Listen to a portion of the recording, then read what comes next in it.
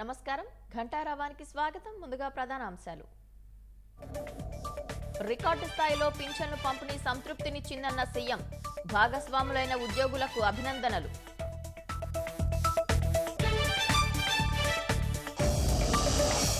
వైఎస్ఆర్ జిల్లా పులివెందులలో కూలీల ఆటోను ఢీకొట్టిన లారీ. ఒకరు మృతి, 13 మందికి తీవ్ర గాయాలు.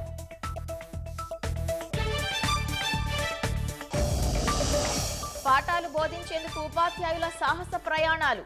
అల్లూరి జిల్లాలో వాగును దాటుకొని పాఠశాలకు టీచర్లు.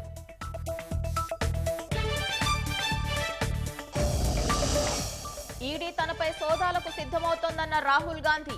లోక్సభలో చక్రవ్యూహం ప్రసంగం కొందరికి నచ్చలేదని వెల్లడి.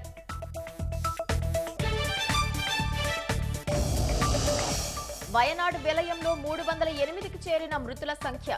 సహాయక చర్యలో నిమగ్నమైన 40 బృందాలు.